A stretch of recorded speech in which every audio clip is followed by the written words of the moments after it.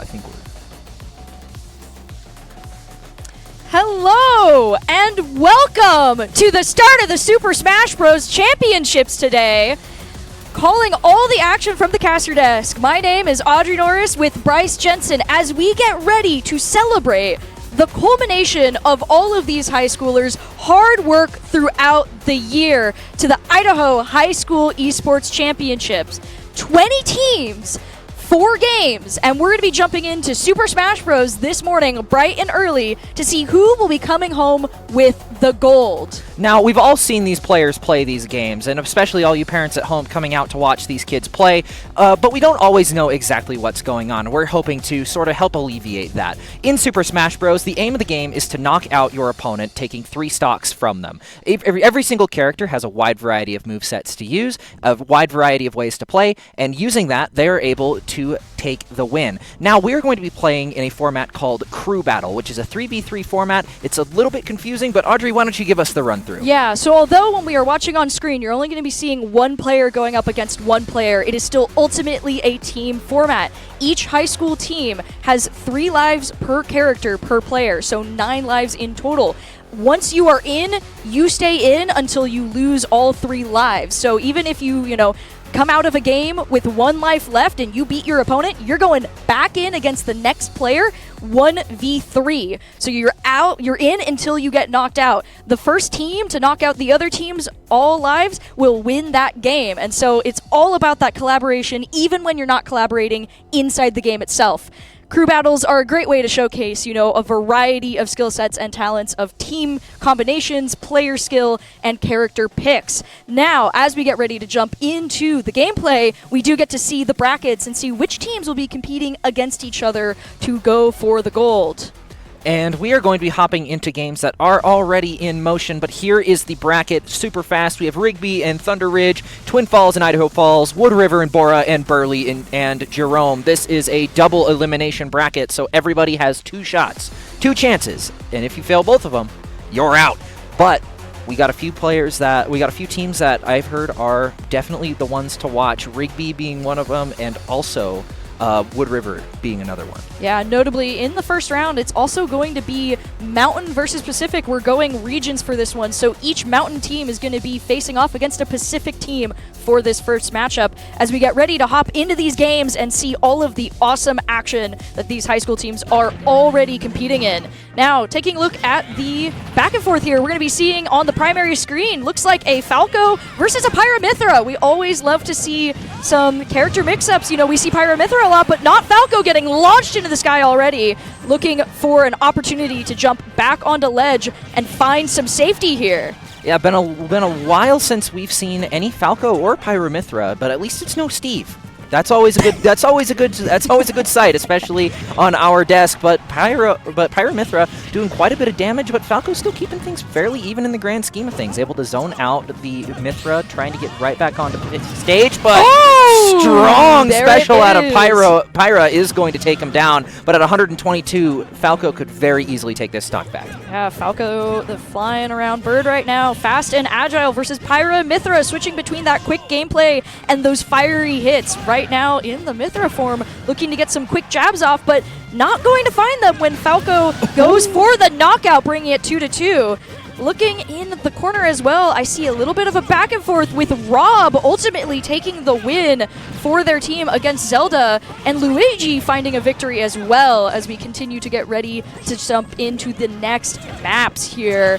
And looking back at the main screen, just continuing to stay even in the percentages, both players just trying to figure out their strategies here in this early first game. Yeah, these are always the best ones to watch, and I feel like this is a great way to start out this tournament. Really just seeing 2 players at relatively equal skill levels able to duke it out, keeping percentages around the same. Swapping over to Mithra to try and get back on stage, but read like a book, and Falco is going to take great advantage of it, but immediately returned right as Pyra gets back on the stage, trying to do a little bit of damage, get a little bit of a lead back, but isn't quite going to find what they're looking for, and Falco is going to take the initiative once again, getting baited off the edge by the Mithra, is able to get back.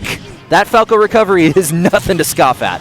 you gotta be careful, but you know, when you're a bird and you're off stage, I mean, just fly high and continue on. Not going to be too many issues there, but maybe some issues now. Pyra finding some momentum and bringing Falco up against 100%. Not a heavy enough character to get out of the way, as we're gonna cut into another game right now, looking to be Inkling versus Zelda. Zelda holding strong right now at 3 stocks compared to Inkling having a little bit of trouble on ledge right now. A little bit of trouble on ledge, but for Inkling, that isn't really too much of a disadvantage, especially with their special ability to do extra damage the more a person has been hit.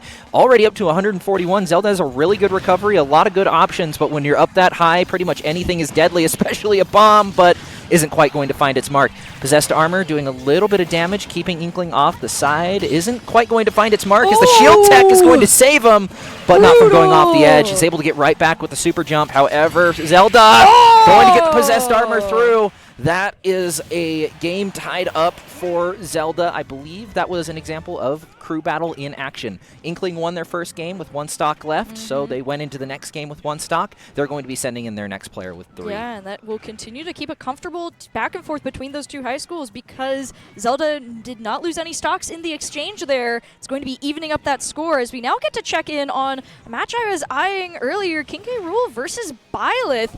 Heavy character with a lot to tank versus a character with a variety of arsenal in their mix for their weaponry, as we see King Rool launching out the crown and the cannonball, trying to keep Byleth on the ledge here. You know, I have a real soft spot for heavy characters. I think that they're just the bee's knees, and K. Rool is definitely one of them. Having so much in your kit to really zone out your opponent and also hitting like a freight train up front, he is definitely a character that a character like Byleth can struggle into. However, there are definitely ways to play around it, almost with a shield break. Good shield, just barely avoiding it. Ooh. But now, as we continue back and forth here, both looking for potential projectiles to catch each other off, but Byleth using the range! Exactly what we were talking about with those heavy characters. You know, in Smash Bros, characters have a weight that helps determine how far they'll get launched based off their percentage. We can see something that wasn't going to knock out King K. Rool knocks out Byleth. Oh, the uppercut of doom and despair is going to take out Byleth in the end, and K. Rool is going to look for a second one. Any extra stocks that you can get, especially when you're on 1 stock in a crew, is so great for him. He is going to go down. The recovery just wasn't quite there, but taking out that extra stock is crucial. That means this next player will have to go in with 1 less stock against a fully healthy opponent. And now a fresh start for both teams here. This was the Rob that was able to find victory in the previous matchup, going to reset down to how many stocks they had left at the beginning. So this is going to be a 1 stock wonder potentially here, having to go up against Ness with a lot of variety in the kit that Ness has to try and deal with Rob. It'll be an interesting back and forth here as we already see characters going off ledge looking for that immediate advantage. Yeah, but Rob is really not a character that you can underestimate. For as many tricks as Ness has in his book, Rob has just as many, if not more, especially when it comes to his own recovery. However, Ness doing a really good job at managing to dodge through a lot of the down airs that Rob is throwing out. Lots of stuff getting taken out by, a lot of the stuff done by Ness, but just a few hits is going to break things just relatively like we even. were talking about. Yeah, Ness gets thrown off the side using PK Thunder to launch himself up back into the air, but Rob follows suit, going, no, we can brawl whatever you want, going right back to that middle, throwing out back and forth. Both players staying pretty even in percentage, but that might change here. Ness getting knocked into the ground and launched into the air. That will be the first stock loss for this match. That grounding grab is one of Rob's, is probably Rob's magnum opus. Just so much stuff that you can And there he goes again. There he goes again. And as that gets to higher percent, it gets harder and harder to get yourself out of it, which makes it such a deadly kill move. However, Ness has a lot of tricks in his pocket. He's got the PK freeze that he's been trying to use. Hasn't found too much effect with it, but is able to keep Rob off stage. Rob has an up special that requires a little bit of a meter to use, so if you make him use it more than he's used to, it can be detrimental to his survivability, and we're starting to see that a little bit as he's trying to stay on stage. A little bit of damage done here and there by both players, but no one really able to secure a really good hit, but Ness goes down! The recovery fails, and Ness is on his final stock, matching Rob. Rob might be able to go all the way with it at 150%. No! Ness is going to take him. Across the stage, too! At 150%. That's insane. At 150%, I would be surprised if he managed to live anything from that, but we saw that. It worked out well for him. Rob was still able to take 2 stocks. Moving into the next game, we got Zelda and Dark Samus. Zelda continuing a good run here. Taking a stock away from Dark Samus. Dark Samus having a lot of util, especially from range right now, but having to worry about the knight that Zelda keeps throwing across. Denies any ability to grab safety on that ledge there, as Dark Samus is going to get knocked out. They'll immediately jump in for the revenge there after getting that stock loss. Yeah, Dark Samus is a great character for zoning, but you have to be able to actually get into a spot where you can charge up your attacks. You can use your stuff that you really want to get out there. And with a character like Zelda, you give them the advantage, and they're not going to let that go. The Possessed Armor and the Witchfire just doing a little bit too much damage for Dark Samus to really contend with. Now Dark Samus on the ledge where they want to be. We're seeing a lot of damage being done, and Zelda at 163 has to play this safe. Doesn't read the roll right, and now is right back on stage. Dark Samus still in this, though. Yeah, just continuing to go for that back and forth right now. Needs to find one good opening on the Zelda to find that knockout there. Both teams using that little platform for extra support here, allowing you to get away and find that opening. Finding the knockout there. Dark Samus not looking to get knocked out of this fight without putting up a fight themselves, and Zelda better be careful. We are finding a bit of a momentum swing here, though that parry on the shield, allowing Zelda to deflect that attack and find an opening, could swing it back. Yeah, but we're starting to see a repeat of what happened earlier in the match, with Zelda taking a really defensive stance on the ledge and not allowing Samus to really get into a spot where they can take advantage of it. Lots of attacks coming through. Dark Samus going up high in percent, but nothing really able to kill quite yet. Nothing strong enough to confirm, just enough to do a little bit more damage. The armor trying to get a little bit in out there. It isn't going to get quite far enough, as Dark Samus really just trying to make space. The bomb is trying to do something, but the up special comes in handy. Don't see it used laterally all too much, but it is just enough to confirm the kill. Zelda taking the win. Well, when it does cause you to just appear, you know, a little bit of teleportation, a little hard to guess sometimes, and that is going to be the knockout there, as Ness is going to continue forward, going to have to do a stock reset. Every time you see someone doing that in the game, essentially they're making sure to carry over how much life they had left from the previous game. So since Ness defeated Rob with only 1 stock left, he's got to go into this match with 1, whereas Mario gets to continue with all 3 as we get back into the brawl. It's going to be a little bit more of a close brawl. Mario and Ness both have their kit that they like to get up close and personal with, though they do have some longer range options, and we can see that right now. Both players looking for those grabs, trying to throw people into the air and look for those potential advantages to knock them off stage. Yeah, Mario doing a really good job at zoning out Ness, really just waiting for him to get in and make a mistake and then going for a grab. Mario has some of the most potent combo potentials in the game. He's a relatively simple character, but simple does not mean easy and predictable. He can be super volatile in the right hands, and we're seeing it right now. Lots of grabs. The flood comes through to try and stuff the recovery. It's going to do it a little bit. It's going to require him to play it a little bit safer up high, but Ness still able to get right back on, but the forward smash is going to be just enough to take him down. Always stressful when you are the player coming in after your previous teammate got knocked out, trying to preserve your stocks, and Mario was able to stay comfortable and cool the entire time, getting that knockout on the Ness. And, you know, one thing I want to highlight as we are taking a little bit of break here in between these matchups is just how much character variety we're already seeing, which is making me so excited for these. You know, we cast a lot of collegiate games, and in the collegiate games, we still see some variety in the characters, but because of just the nature of competitive collegiate, you see a lot of the same characters too. You know, the dreaded Steve. I know, I said his name, I know, but I'm just so excited to see stuff like this, like Ridley. Like, I was just talking about character variety, and I love seeing Ridley and Pokemon Trainer. Oh, it's so exciting to get to see just the variety of back and forths here as we get to see another heavy character with some great schmooves here on the Pokemon Trainer, forcing Pokemon Trainer to go straight to Charizard and fly back up. Man, what a start for Ridley. He has such a powerful command grab, and we got to see that done to a T. Able to use his side special, just throw him down and really just drag him through. And so much being done all at the same time. Yeah, just being able to see the back and forth here, having to switch to Charizard to deal with the fact that Ridley just has so much movement, being such a commanding character on the field. Looking for those back and forths, Ridley finding those quick hits upwards, and with such a powerful attack, that is going to be a quick knockout there. Pokemon Trainer has so much variety, but that could be an issue. Do I see a mirror match with Bowser, my favorite character? Of all characters to see a mirror match, Bowser would not be one of them. Is it my birthday? So happy. No, not until June, but I wish, man.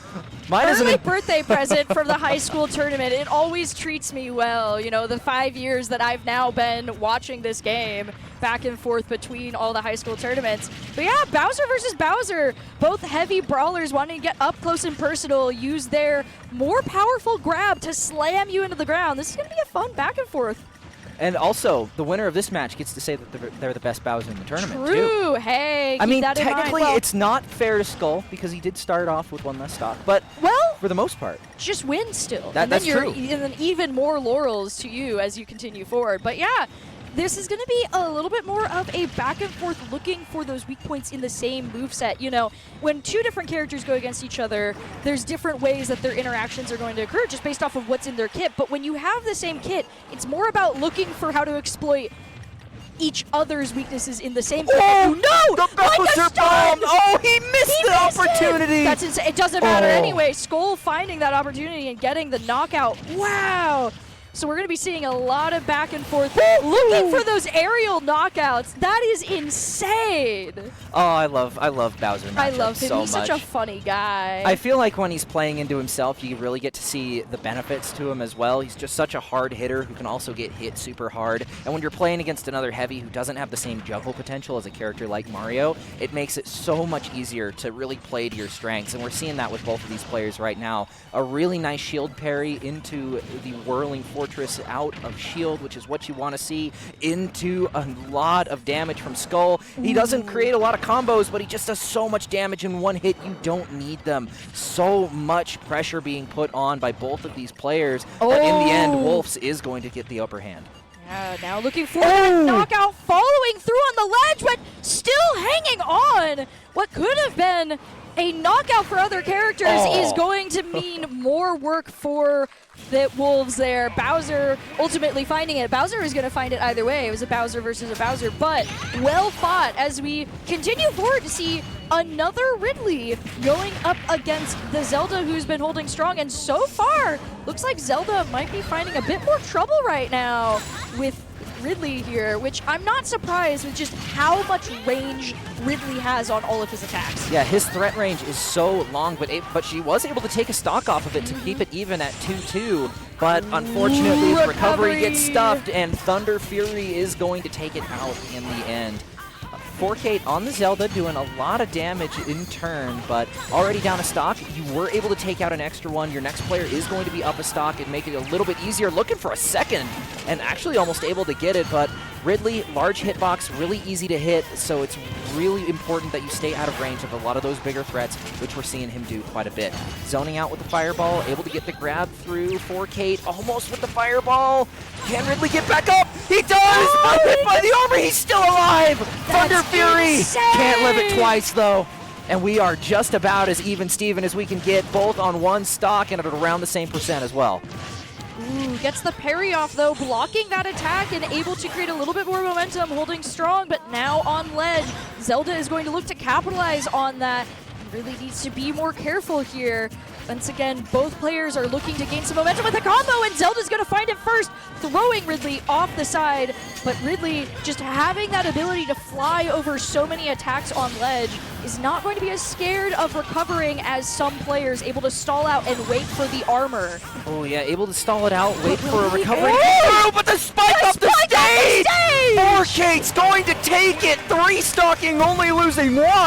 That is what you want to see in this. Oh, right into a Mario elimination too, only losing a stock in the fight. Wow, finding a knockout against Min.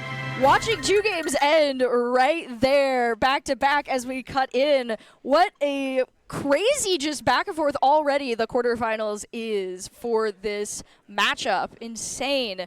But yeah, I mean, right now, as we were talking about, we're seeing a lot of back and forth between the interactions of the characters. You know, we got to see the mirror matchup showcasing, you know, the difference it kind of turns into when you're facing someone with the same kit. And just a lot of back and forth, but we're always seeing some good things. That Zelda was holding strong for a really long time and still going so far, taking out let's see, Ness and Ridley, and then one other player. I don't remember exactly because they were playing on the small side while they played their first game. But we're seeing some good stuff there. You know, we're seeing some Ridley gameplay. We saw the Pokemon trainer. We saw the Bowser mirror match, Pyramithra earlier on. And of course, they are playing the skin that inverts their colors. That's not confusing whatsoever. Why don't we all just play the Colgate Pyramithra skin? It's where you can never tell which one it is because they have the same exact color. Yes. And then it's just the same character instead of swapping between two, you know? Technically, they are the same character. They're like two souls to one body. So, you know. Technically, yes. Technically. That's not confusing at all for any of our viewers right now, though. As we get another less familiar face on our streams, at least, Robin versus Ridley. Robin being a spellcaster, one of the few Fire Emblem characters that does a little bit more than just have a sword, even though a sword is one of the things that Robin still has, technically. Robin is a spellcaster, going to throw out different spells, but notably, unlike a lot of abilities that characters have in the game, Robins have to recharge before they can use them again. Yeah. And so Robin has to be very careful about resources versus Ridley, big giant lizard that's going to hit you, and it's not going to be a good time. But so far, Ridley is not finding a way to break through Robin's ledge guard. So much damage being done at such a high frequency. We're just seeing the real use of the ledge guarding technique out of Robin. You can just do so much from ledge. You have your fire spells, you have your thunder spells, and even your recovery can be used as somewhat of a spike, and really just stuffing out any sort of recovery that Ridley might be able to use. Being such a large character really comes to bite you when spells proc on hit. Yep. And one thing to break down a little bit as we're talking about this, when we're talking about ledge guarding, we essentially mean any time a character gets thrown off of the stadium, you're trying to guard them from getting back to safety, as they could get knocked out. Like, what could happen to Ridley or Robin right now? And so one of the things that you have to pay attention to while you're playing this game is how can you effectively keep your opponent off the stage. Some characters are better at it than others, and some characters can get back to stage better than others. Right now, we have a reverse here as Ridley goes, well, you know what? You've been throwing me off of stage so many times, but I'm going to catch you right as you want to grab that ledge. Yeah, Ridley, I think he was trying to go for a command grab off the stage, but unfortunately for him, getting off the ledge allowed for Robin to get into a position where he was able to take advantage of it. Doing quite a bit of damage. Revelry on the Robin, trying to do a little bit more, get Ridley into a spot where they are within KO range.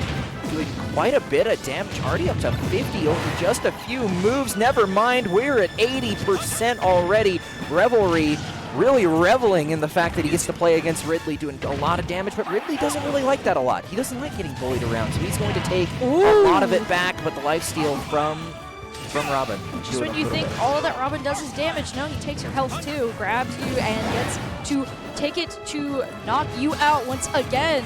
Now just continuing this back and forth, Ridley really looking to try and maximize this last stock here, but not going to find it. Robin jumping up to meet him at ledge and knocking him off the top of the screen. Going to be able to take it, and we are going to get a little hello from Chrom.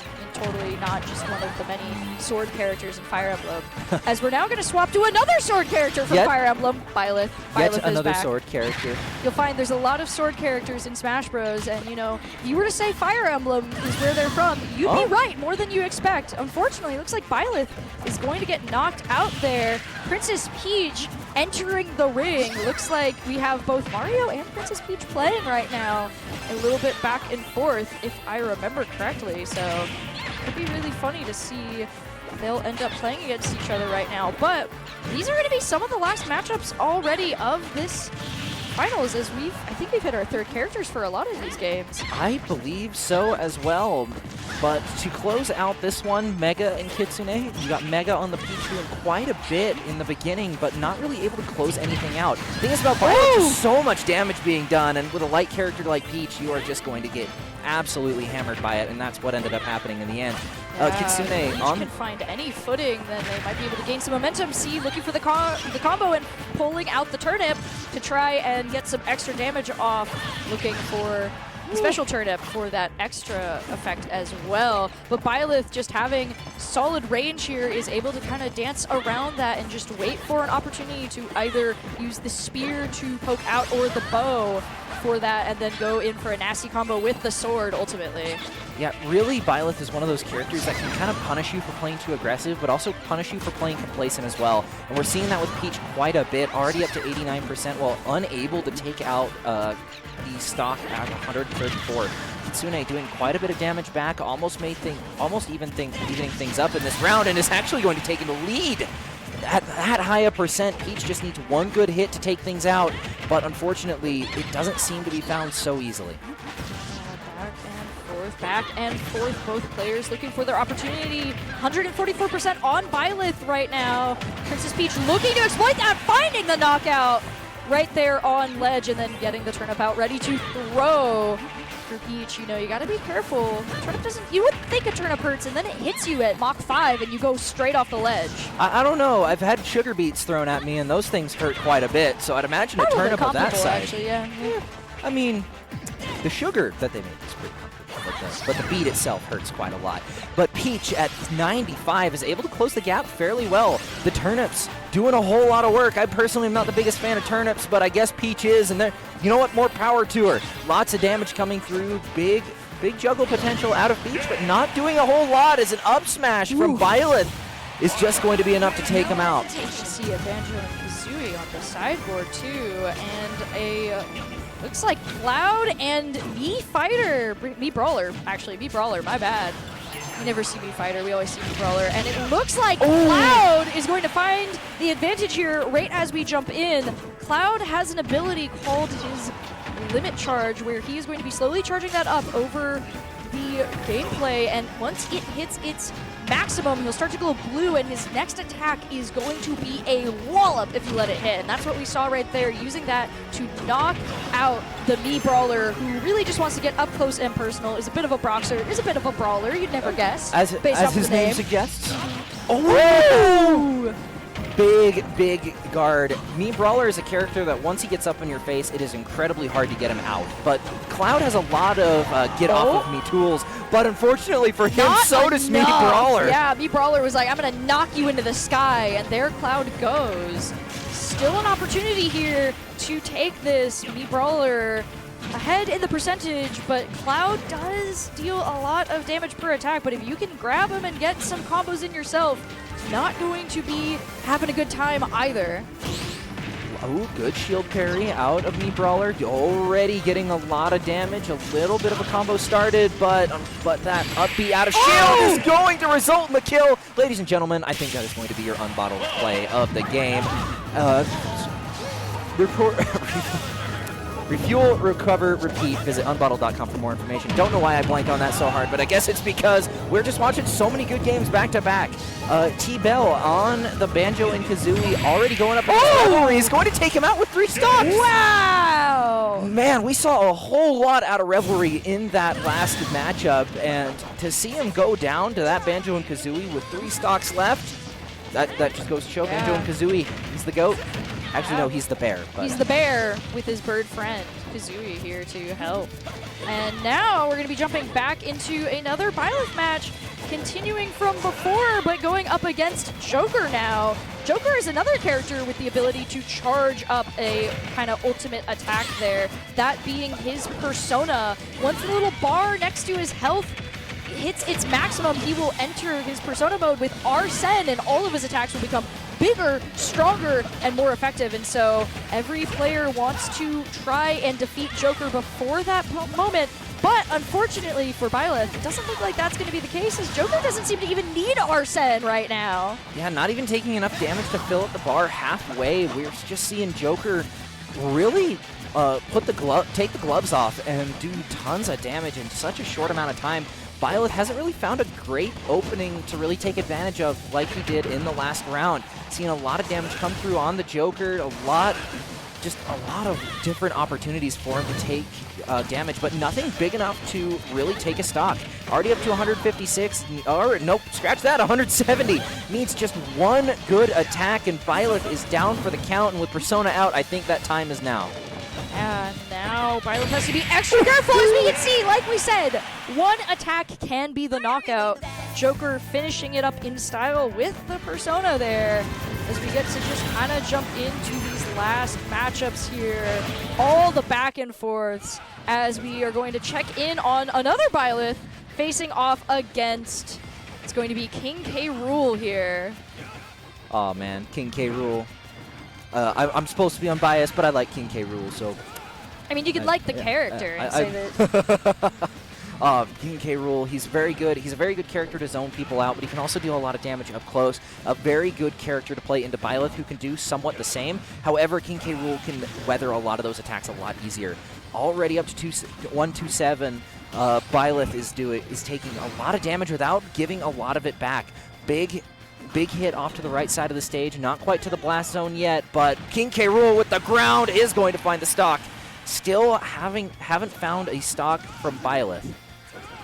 Byleth now just trying to find that opportunity on ledge, knocking King K. Rool off the side, but once he finds his footing and starts to get the damage racking up, it is going to be a bit dangerous here. Now, something I want to call out while we are kind of just watching this back and forth here is that each of these rounds are going to be a best of 3. So if you start to see repeat characters over again and go, hey, I thought that player already got knocked out, that just means that they're in their next game, as you need to win 2 games to be able to continue to actually win in this matchup. So even if you watch a team defeat the team once, it might come back to bite them in the next game, as that's part of the strategy of crew battles. You go back and forth, you play a match, you learn how your opponent plays, and then you try again to see if you can find a new advantage. It's also a lot about positioning your players as well. Do we want to save this player for this character, or do we want to watch King K. Rool clap Elite off the side of the map? We like to see it at 3-0, but Joker and Incineroar for the next one.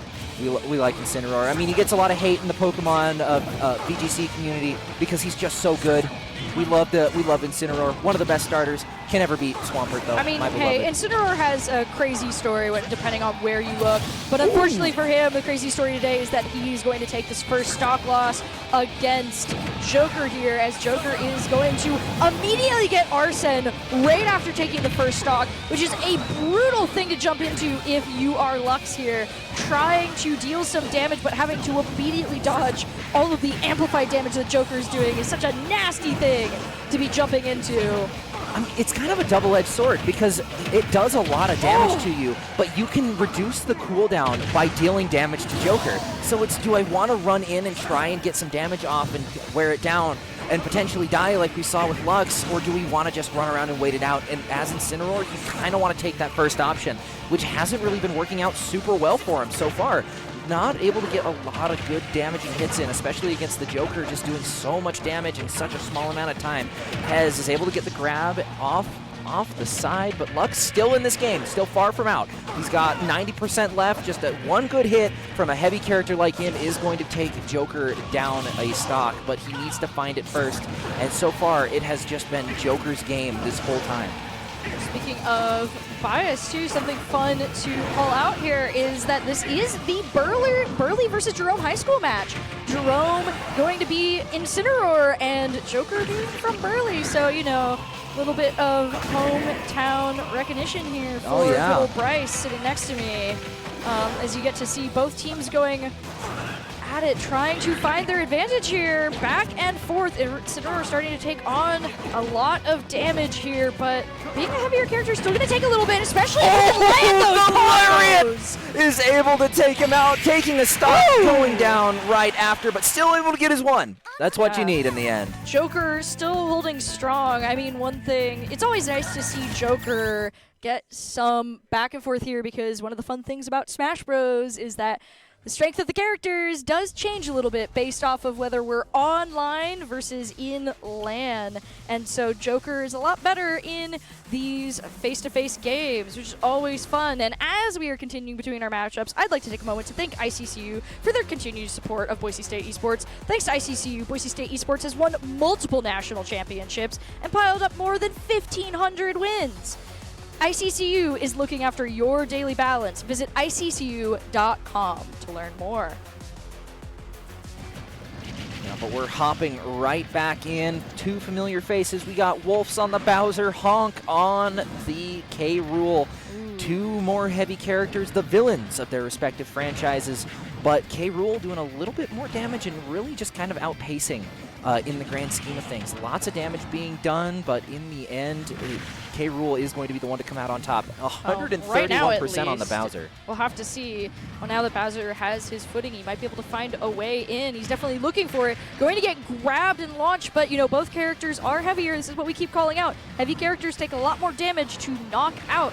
And one thing that I actually want to highlight is also what we were talking about with crew battles, where how your lineup can change the matchups. You know, before it was Bowser versus Bowser. Now we're seeing Bowser versus King K. Rool, so we're getting a little bit more differences in how this matchup is going right now. King K. Rool finding the advantage, but Bowser looking for that opportunity to get into closer range.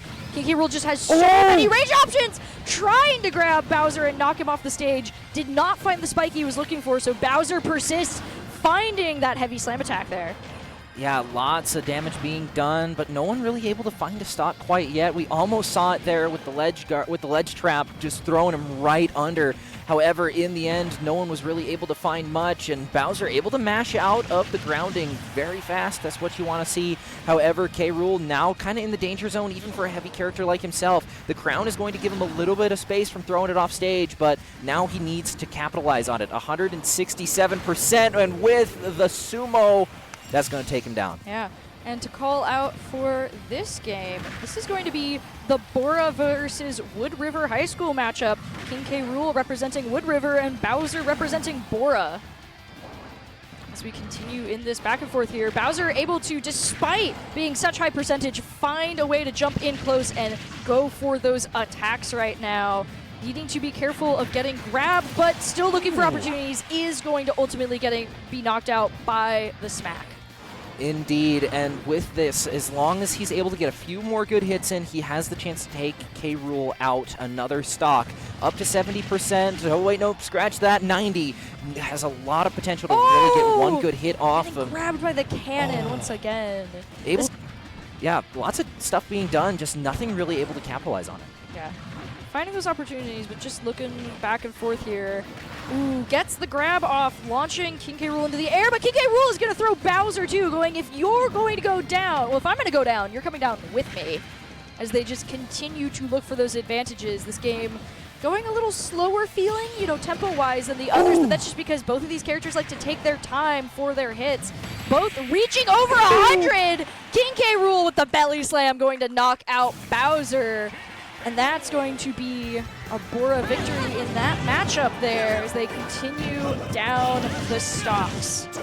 And we are back with Falco and Pyra Mithra. I believe this is the exact same matchup we saw in the first match of the day. You know, coming back to what we saw earlier here, as both players looking for some new opportunities to see where they're going to go in this matchup. Falco finding some opportunity to gain control of the middle before getting launched off the side by Pyra. Pyra Mithra being that dual character. One is fiery, one is electric, so you can kind of tell which character is on screen based off of the effects of their attack. But Falco giving you no time to figure that one out, as he's just going to jump right off the side to capitalize and get that knockout before recovery can happen. If I miss and go down, that's okay, because I'm making sure you're going down with me in the end. And sometimes it's just the sort of play you have to make as we move into our next round. Another Ridley versus Palutena, a matchup we haven't seen quite yet, but Palutena doing quite a bit of work in the zoning front, and is going to find a stock right off the rip. Yeah, Palutena, a character we've seen quite a bit because they have played for, we've had players play Palutena on the Boise State Esports team. Palutena loving those range attacks, having a variety of good ways to hit you from afar, but despite appearances, Palutena also does not mind to run up and smack you with that staff there, or bash you with the shield, as we see right now. You know, Ridley looking comfortable in melee and then getting immediately launched into the air by these attacks. Just so much stuff that comes out hard and fast, and it's sometimes really hard to react to. As Ridley, you really want to close that distance, but with so much ranged projectiles, it deals so much damage, it can be quite the daunting task at the very end of the day. In this back and forth here, we see both players looking for their opportunities. And one thing to kind of shout out as we're continuing to look at the scores, Burley is the first one to end the matches so far, 2-0 right now. So while the rest of the matches are going, Burley has managed to take their first win here. Though it looks like we're seeing some back and forth continuing as Ridley does get knocked out by the Palutena. Not want to mess around with her. She does not play around. She is out for blood, and Ridley is on the menu as he just gets comboed through Oblivion. But with Palutena so low, Ridley is in a prime position to at least take a stock before going down himself. And would you speak of the devil, and he shall appear. Ridley's going to find it in the end. Looking for the grab, isn't quite going to find it. Looking for one more stock before going down, or even two. Yeah, Two would be ideal. Palutena tried to go for the grab, but it didn't go through. Ridley able to hold strong as Palutena needs to back off or get completely knocked out by that potential opportunity. Instead, using those explosive flames there to continue to keep Ridley at bay. You know, as we've been calling it out, typically it's just called zoning. You know, keep them as far away from you as you possibly can. But Ridley wants to get up close and personal. He's starting to find it, but just as he gets up, the second that he gets out of a combo, it's just Palutena's game. So much damage being put on in such a short amount of time. Ridley now has to play it real safe moving forward, because if he takes any amount of damage, it might just be game over. And unfortunately for him, LSR is going to find it. 2 stocks remaining on the Palutena. Good showing for Palutena there. As we're now going to swap over to Falco's continued run here. Now up against Bowser Jr. here to avenge his father, it seems, in a lot of these matchups. Unlike his dad, Bowser Jr. is a bit more of a util guy. He's got a lot that he can do with his assistance of the car, but it doesn't seem like that's going to be enough here, as Falco is going to get that first stock knockout. Lots of damage onto the Falco, just nothing to confirm that kill.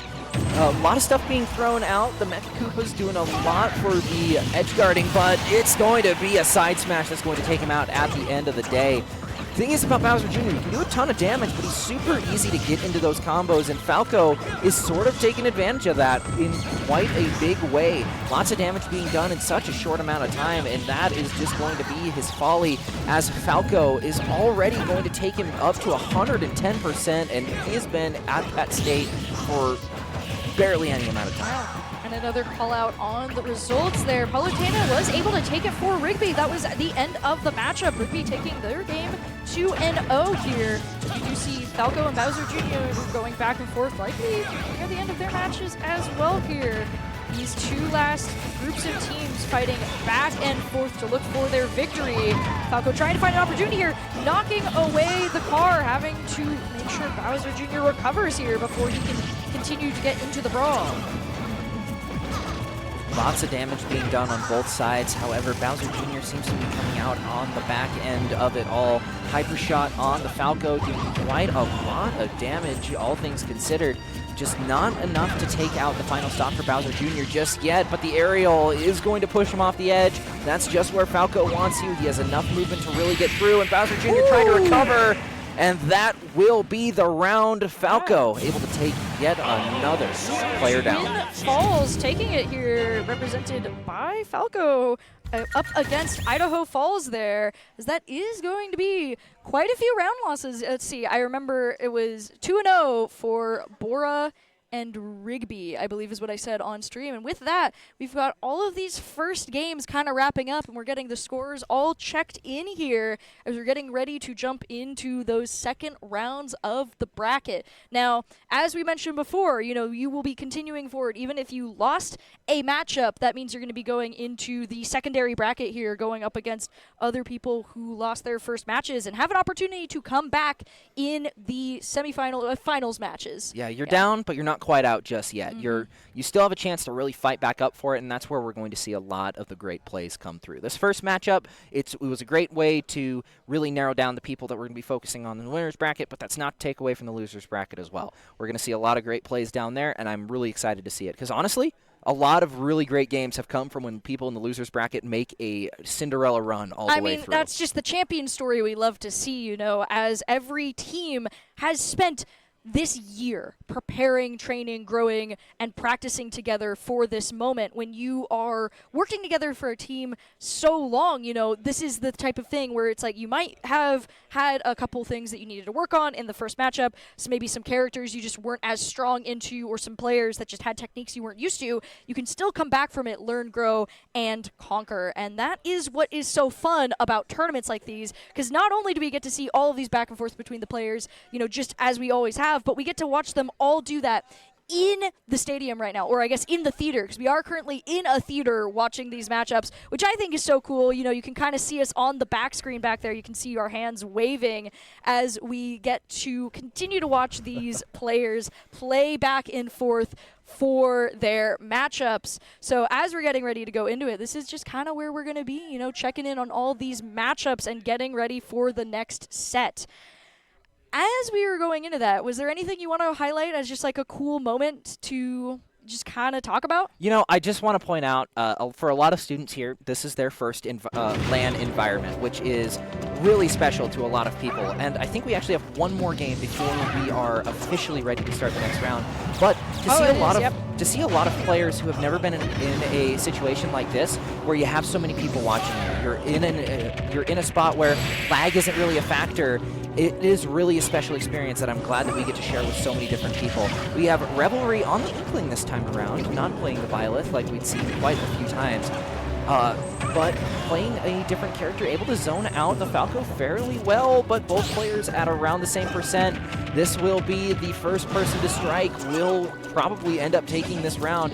It all comes down to if Falco can hold on for just a little bit longer, or if Inkling can hold out for a hero. That will not come. Inkling goes down a stock.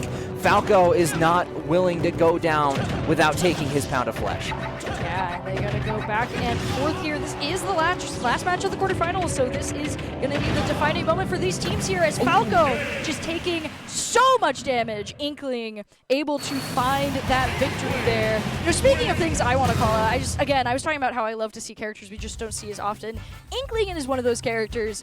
Love the Splatoon franchise. They're so fun to see, great soundtrack in that game, and a really fun character to see represented in the roster when you have so many characters that you're going between for this game. Because how many are there now? I think there's... With the DLC. Up to 90, I think. I think somewhere in there. Crazy number. We're almost at 100 different characters in this game compared to other fighting games. The amount of characters, their abilities, and how they work is insane to be able to see. And so I think it's so fun when we get to see more characters in the variety, which is another thing that I love about the high school tournaments, with so many players here going back and forth. There are characters you might have not seen before, and that can be a unique advantage to be able to play into. Another thing is we might not see all of these characters every time. Some players, work to be able to play more than one character so they can swap into what they need depending on their matchups. And sometimes that's exactly what you need to do, and it really shows off the strength of crew battles. Being able to acknowledge when a character you're playing isn't working and swap to a different character that might fit the situation a little better,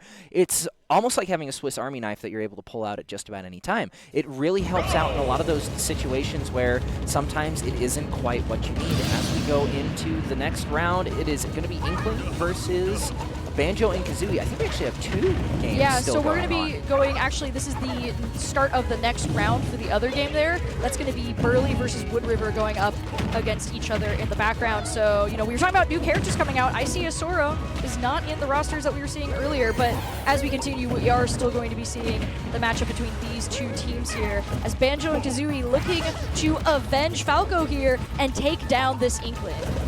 This pesky squid, is it a squid or is it a kid? I don't know, but it's beating up the bear really well. The bombs coming through from both sides. Wonder Wing used to try and gain an advantage, but grounded out before anything can happen. The thing is about Banjo and Kazooie, a lot of their projectiles you can actually grab, and Banjo and Kazooie's will take advantage of that to a very high degree. However, if you can grab it, so can your opponent. We've been seeing Inkling do that very well, taking away a piece of utility that Banjo and Kazooie technically relies on for a lot of their combos, doing quite a bit of damage, able to avoid the grab, which might have been detrimental. Wonder Wing has to be expended to try and get back onto point, but 171% Inkling is at a position where just about anything will kill, and a ground is essentially a death sentence for Banjo right now. Yeah, and to confirm the teams that we're looking at right now, Banjo is representing Twin Falls right now, while Inkling is representing Idaho Falls. The two Falls teams going up against each other to see who has the best one. Indeed, who has the best falls? No Wonder Wings left for recovery, and that might lead to Banjo going down! Speaking of falling. Yes, very much falling. Oh, man. But Banjo, still in this. We're still 2-2 in stock-wise. Revelry has quite the hill to climb, and with hitting a Wonder Wing is not going to help him at all. 97% up, and that is just where Banjo and Kazooie wants you. Yeah, just wanted to give a breakdown of these two characters since we haven't seen as much of them on the big screen. Banjo is a character with a variety of things that he's got from the different games that he has been in. His most notable ability that we keep seeing on screen is the Wonder Wing as used right now. He only gets 5 charges per life. It's a powerful ability, but something he can only use a little bit. Conversely, Inkling, as the name would suggest, uses ink to charge all of their abilities and can stack that ink on you over time, allowing them to deal more damage. However, they do have to recharge it to be able to use it. So both of these teams are managing resources, and right now, Banjo found the opening that they needed to get the knockout on Inkling. Yeah, but Inkling in a really good position, especially with no more Wonder Wings left to Banjo and Kazooie, and the recovery. Not enough for the recovery. He has a really good vertical recovery, but the horizontal is really where that Wonder Wing comes to shine, and without any of them, it makes it a lot harder to really get back on stage in any sort of with position. One of your abilities, you can only use 5 times per game, and it's both a powerful attack and a powerful tool to get back on stage. It can be a dangerous thing if your opposing opponent knows how to exploit it, and right now we see Inkling just being as careful as they can, baiting out those Wonder Wings on the attack, and right now Banjo is being forced to use them for a lot of recovery tools. Going back and forth here, trying to use those grenades to create a little bit of instability on stage. Unfortunately, both of them have grenades, and Banjo needs to be careful of that. Going back and forth here. Yeah, Banjo is able to connect a Wonder Wing and is doing quite a bit of damage off the back of it. However, Inkling out of ink and not out of recovery tools though. While Inkling is very resource intensive, doesn't need it for the recovery where Banjo does. That would suck if that happened. But Banjo and Kazooie out of their side special, not able to use that anymore. Lots of damage coming through, a lot of vertical, and that's going to be it. No, it's not. No, it's not. It launched up, but he's able to take it back. 182%. Inkling also at a very high percentage too. Banjo just needs one good hit to take things out, but so does Inkling, up to 200, and the Squid Throw won't be enough. Oh, unfortunately, the Squid Orchid arm just had enough strength either way, and Banjo finds the slam. Kazooie is done with the matchup, and when we're gonna finish this right now. Banjo able to find the knockout for Twin Falls there. Able to, I think, take that victory as we're now going to start checking in on some of the other matchups that have started. This one being Burley versus Woodridge here. Yeah, we get to see the K. Rool come back out, but Pez is going to fall off with the Sora. Not able to find the recovery. Sora is a little bit interesting. You get an extra jump. You are normally only get 2, and you're a lot more floaty, but sometimes it can be a little bit iffy as to whether you're actually going to connect it or not. A little bit of Lucas action instead of the Nest, but Liquid Luigi. There be Luigi. You were talking about Mario being a combo character earlier, and I just thought about that, and I'm like, yeah, you're right, until we talk about his brother. Yeah, I mean, he has a special move. His up special can actually kill you outright if you're above 100%. It's true. Luigi is the man, the myth, the legend. If he hits you with a couple combos, you are just gone. You're just gone.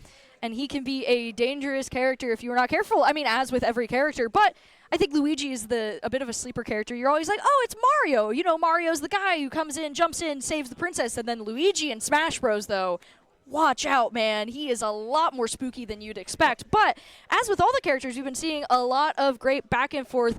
Officially now, Twin Falls and Idaho Falls have finished their matchup, so we are done with the first round.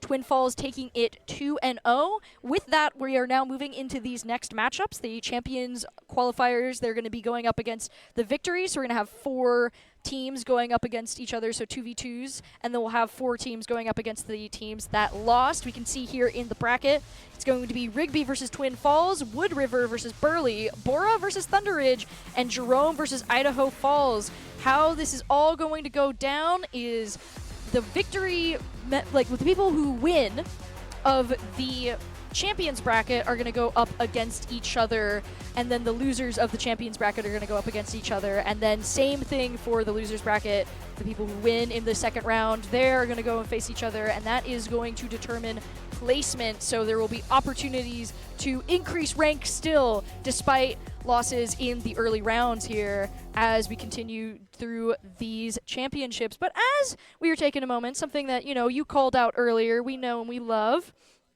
is good old Dairy West, and I would love to call out that today's stream is brought to you in part by local dairy farmers and the dairy protein that they produce.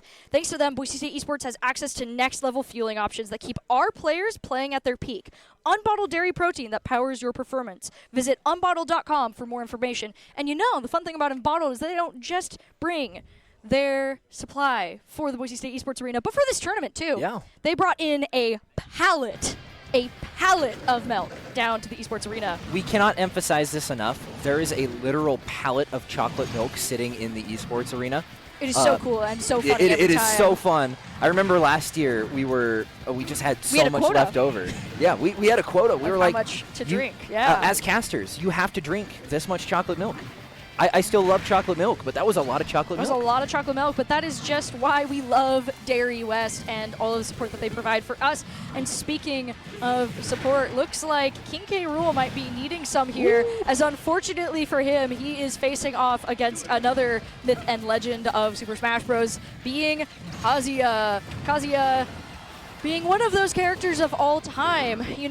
We were talking about other fighting games. I mentioned it a little bit, how Smash Bros. Has way more characters than a lot of fighting games. Well, Kazuya is from one of those fighting games, and Kazuya plays like those fighting games instead of like Smash Bros., having combos that he has to pull off with different patterns and locations of his buttons, as we just saw what happened right there, allowing him to perform massive combos. In addition to that, he has powerful attacks that he can launch, launching you into the air. Something to keep in mind if we end up seeing him on the big screen again is that once he reaches a certain damage range, he enters his second stage, like a final boss in a video game. Yeah, Kazuya is one of the, there's a lot of characters in Super Smash Bros. Who are famous. You got Mario, he's very famous. Mario, you got Luigi, he's super famous. Kazuya is infamous. Infamous. There's a lot of people who have actually petitioned to ban him from official tournaments because he was so good at one point. Then a few nerfs came out. He's in a lot better of a state right now. But he can do so much damage, and actually his neutral special is a 10-step combo that all you have to do is hold the button. Granted, you have to get through all 10 steps, which takes a while. But it deals a lot of damage. If you can do it, it does deal a lot of damage. Notably, though, when we talk about a character being overpowered, something that's fun about Smash Bros. And something that we've actually talked about a lot with players at the Boise State Esports Arena is, hey, just because a character is strong, does that mean you have to play them? And they often say no. Even the characters that aren't considered as strong on the bracket are still totally usable. So although we're like calling out Kazuya because, yeah, he's pretty strong. He's very good. He is one of the DLC characters, and they always are like, here's a fun gimmick for the DLC character. Have fun. Does not mean that they are undefeatable. They are just typically a little bit more mechanically intense, making them both harder to master as a player and harder to predict as an opponent. And so that'll be interesting to see as we go into it, because, we were talking a lot about King K. Rool. King K. Rool, compared to Kazuya, a lot more simplistic in his how he works. His big thing is managing his resources of his crown, cannonball, and all of the different abilities that he has. So as we continue to jump into these matchups, we'll just continue to see characters like that. Sora, I think, being another one, actually, as another DLC character who...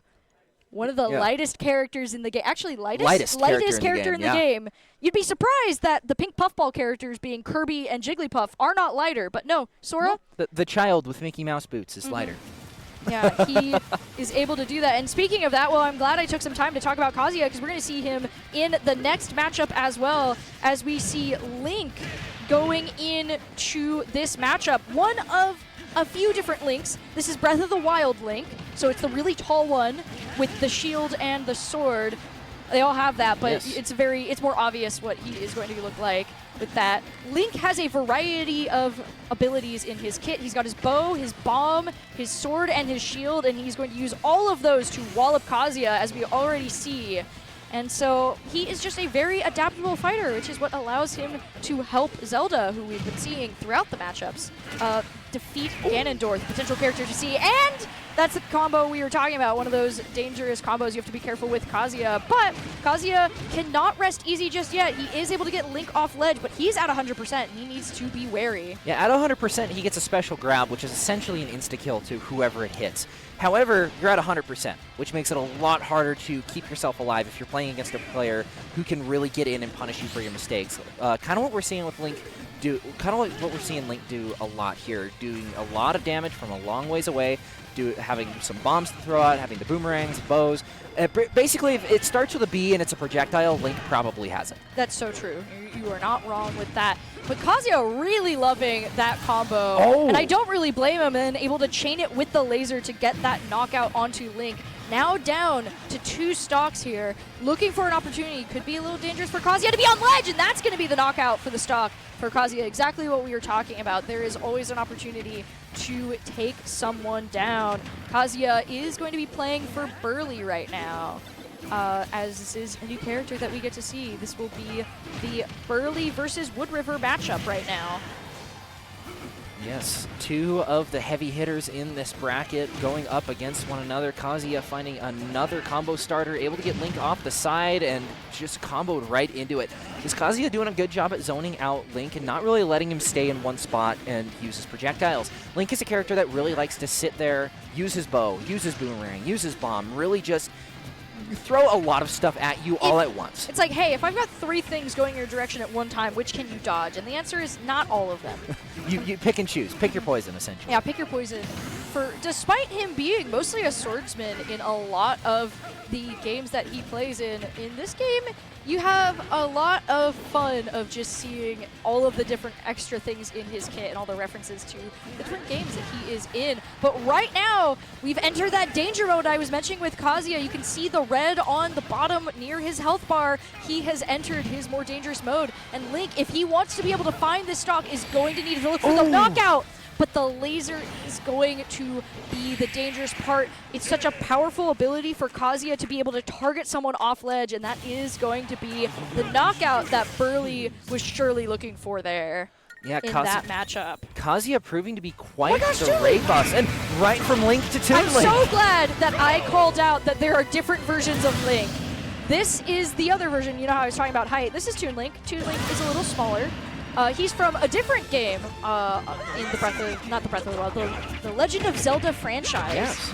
There we go. Toon Link has actually a similar kit to Link, where he's got a lot of his other different abilities. They're just going to look different and have some different mechanics involved with them. I think his bomb isn't self-activated. No. And he's a little bit smaller. That's essentially those are the main Those are the biggest differences in between these matchups. But right now it's going to be swordsman versus swordsman, protagonists of their games, up against each other right now as we go back to the Byleth matchup. Seeing a lot of Byleth in this tournament. I mean, I think we've seen 3 different players playing Byleth all at the same time. At least 2, I would say, for sure. But yeah, Byleth is, kind of the primary character we're seeing a lot of right now, and I don't blame them. Byleth has some great versatility in their weaponry, because another weapon I didn't call out yet, but we might see soon, is the axe.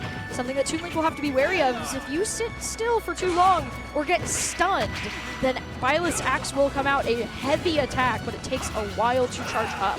Yeah, being predictable around Byleth is probably the worst thing that you can be, because if he can predict exactly when you're going to roll into a spot, it's hammer time. But luckily for us, Toon Link is anything but predictable, though, having to worry about that damage, knocking Byleth into the air, starting to gain some momentum, looking for that combo with the spear!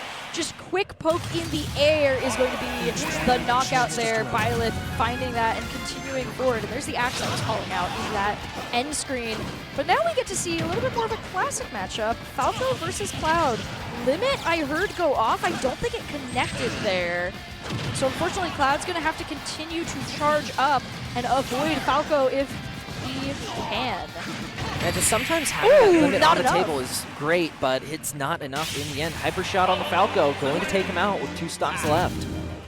Falco getting a nice clean up there and continuing forward as we're going to go into the next matchup here.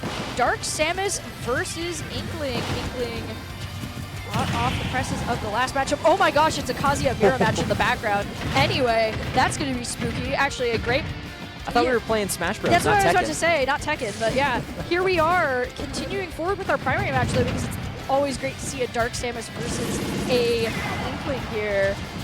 Looking for those opportunities. Both of them like more of their range, but they're going to go about it in different ways. Samus having access to a bit more charged up abilities here, as we are seeing with some bombs to try and create some momentum on ledge here, but Inkling is going to take that away, getting around Dark Samus and knocking them off ledge instead.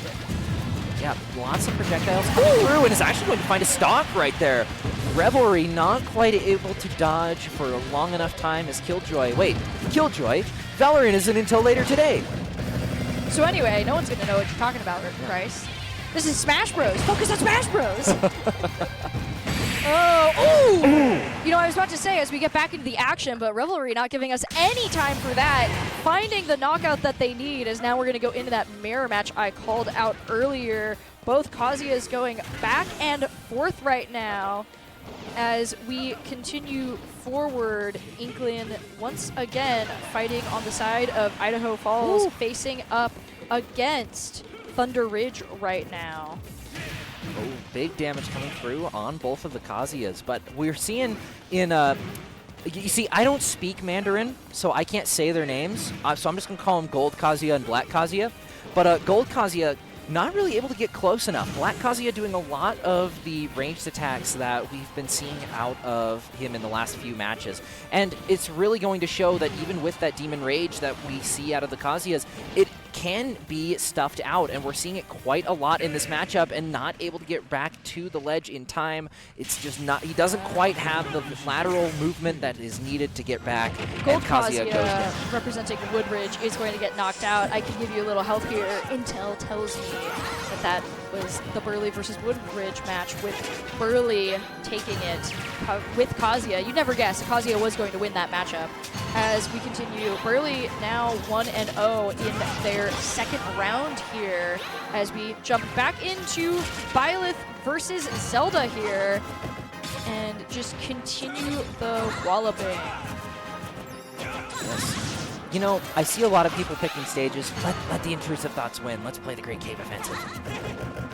the big map. No, don't do it. No. Oh, but Zelda taking quite a beating off stage, not really getting a chance to get right back on, but the counter comes through, and Byleth is going to go down in the end. Zelda still able to keep holding on, and but not able to be read, but the counter. Oh, trying to use the recovery to get down, but isn't going to grab the ledge. Truly unfortunate, as we still stand 1-1. Recovery is going to be rough there, but continuing these back and forths here. Byleth representing Bora right now, and Zelda is Jerome. This is going to be the Bora versus Jerome matchup right now. Both at their last stock. Stakes are high.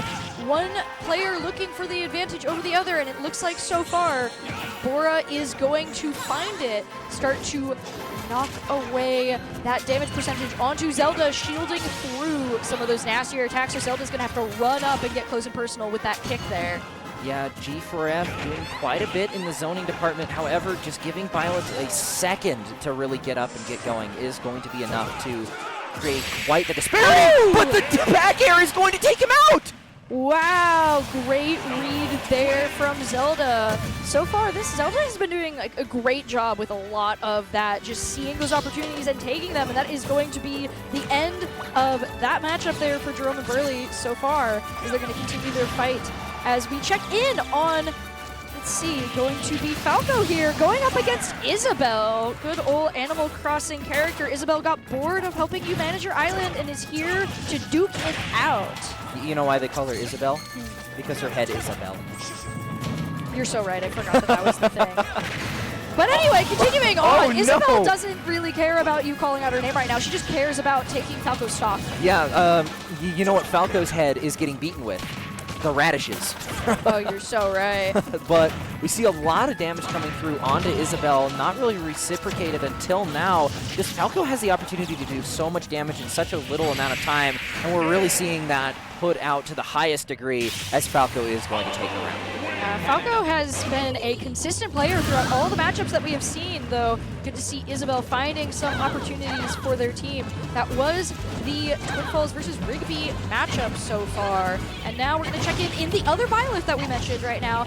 Looks like Revelry Inkling is going to be going up against their last matchup. Sorry, that's going to be Thunder... Twin Falls. No, that's Twin Falls. I'm going crazy. We've got so many teams with similar names, and I'm so glad to see all of these high schools from around the state, but it's always like, which one is it? We have a lot of falls, we have a lot of ridges. A lot of ridges as we continue on. And now for this next matchup. Oh!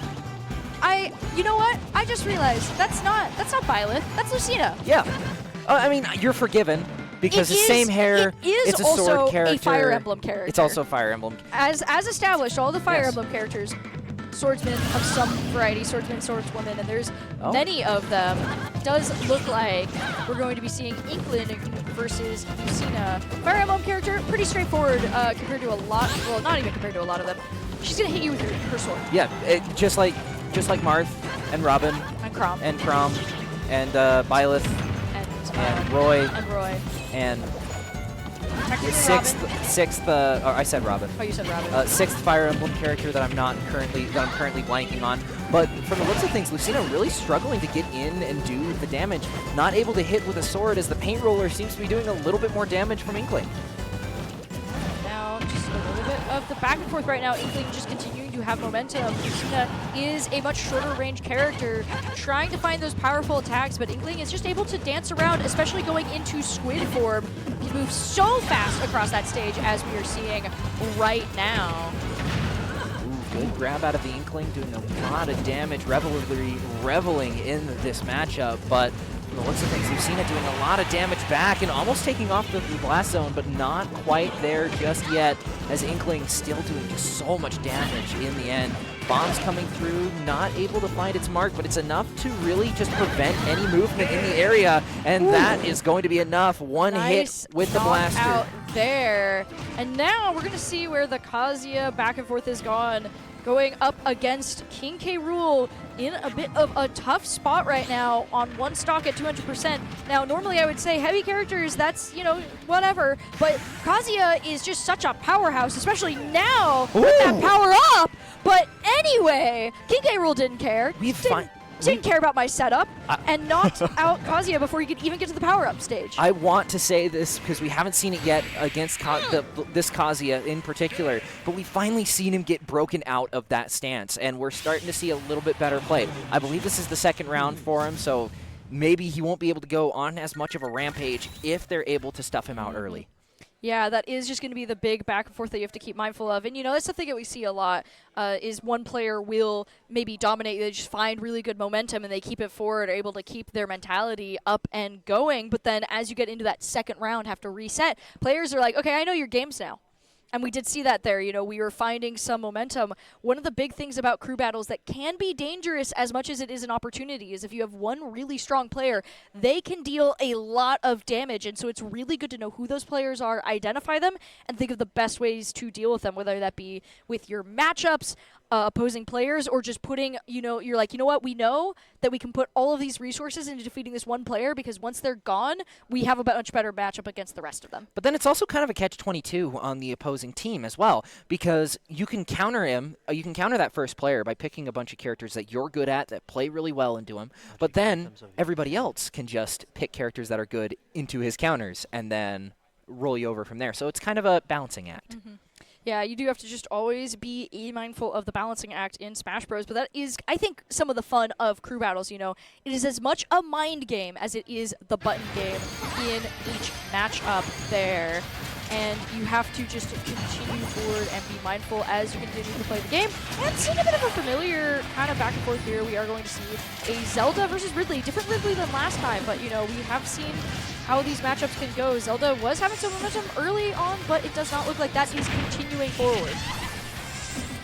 And now as they continue this back and forth, dancing next to the ledge, each of them looking to continue that momentum. Zelda catching Ridley off guard as he jumps in for the attack and continues forward, dodging past the suit of armor and just looking for where they can go next. Yeah, I will say, though, they're able to really keep it even. A lot of the Ridley-Zelda matchups we've seen have been very one-sided for one person or the other. But this time around, Zelda doing quite a bit off the side, but Ridley not falling for it, not running in blindly as much this time around, but a nice back air is going to be able to take him out. So much damage being done. And, you know, we've been talking about seeing a lot of Byleths. We've seen a lot of Zeldas.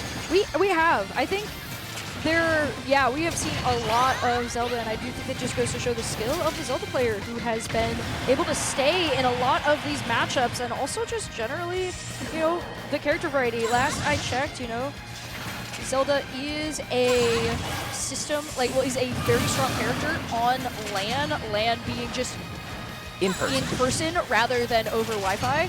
As, you know, like we said, Smash Bros. Plays a little bit differently on Wi-Fi. Zelda is a very strong character in all of the formats, if I remember correctly. Yeah, it's also why you see a lot more Joker in situations like this as well. Characters that play a lot better when you're not dealing with the input lag that typically comes with playing online. Just a lot more skill expression to be found with those characters when you're not also fighting your internet provider. Which can be like that, but unfortunately, in trying to get that powerful attack off, knocking Zelda into the air, Ridley was not able to recover, getting knocked out and falling out. That will be the end of that matchup, as we're going to check in on another set of teams here, that being Bowser versus Byleth. Byleth is back. I can guess now, you know, as I stare at the two characters and remember Bowser getting a powerful grab off, but only being at one stock right now. Needs to be careful as Byleth finds some momentum here. This is going to be the Bora versus... Bora is going up against Jerome for this matchup. So this is Jerome High School versus Bora right now. Byleth for Jerome, trying to find some room to work with, and Bowser was finding some momentum, but once again, I mentioned the spear last time.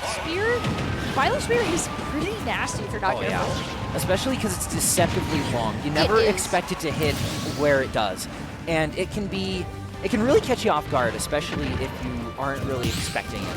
And we're starting to see a little bit of the same thing happen in this matchup here. Thunder Fury back out on the Ridley. You know, Ridley's another character we've been seeing quite a bit of. We've been seeing a lot of character variety. I mean, you got 8 different teams here, 3 different players each. That's 20. Wait, no. Okay. Talk about the game while I do the math here. I gotta you know what? I'll let you do the math. You gotta practice. Anyway, Inkling finding the knockout on Ridley here and creating a little bit of ink on the ground to give them some more room to work with. Throwing out the grenade as well, holding back this giant lizard with the power of ink. As Inkling is not playing around. Okay, you did your math? I got the math here. There's 24 potential different characters. That's only assuming everybody only plays one, Which has not been the case so far. We have seen some different characters so far in these matchups, so there's a lot more as we continue in these back and forths, and I am excited to continue to see these as Inkling finding another knockout combo onto Ridley, able to launch him into the air. Ridley immediately going to try and jump back into it and look for this opportunity, but it is not currently there. Inkling doing a good job at staying in this game, especially being at such a percentage difference, but the spike from Ridley just going to send straight downward and give him the win. That is going to be a knockout there for that Inkling representing Idaho Falls and Thunder Ridge there. As we check back in, and it's just, I like how we keep having knockouts happening at the same time. People just like finding similar pacings right now, I suppose. As now we get to see a little bit of Luigi gameplay up against the Byleth, which is going to be a lot of fun. You know, we have not seen the Luigi. There was your axe. There was the axe. I called it out. Well, Luigi representing Bora up against Jerome. Byleth was able to continue from the last matchup, but now Luigi is here to play ball, and we'll have to see if what we were talking about earlier with Luigi and his fisticuffs will truly be what we have seen in the past, which is potential deadly knockouts here. Oh, barely missing the combo out of it, but the axe downward. That might just be enough. Already evening the odds here, 80 to 80 in the percentage-wise, but Luigi does have the stock advantage. Good dodge away from the axe there now.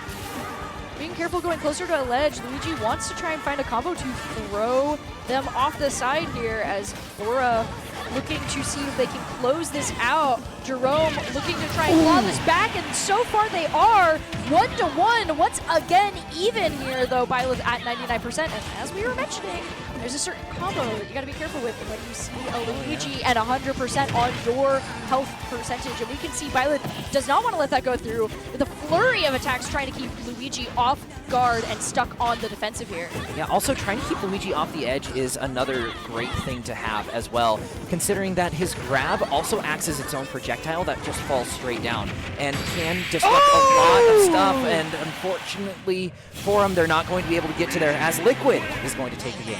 Yeah, that is going to be a nasty combo that you have to watch out for as we continue our back and forth. Banjo versus Zelda here now.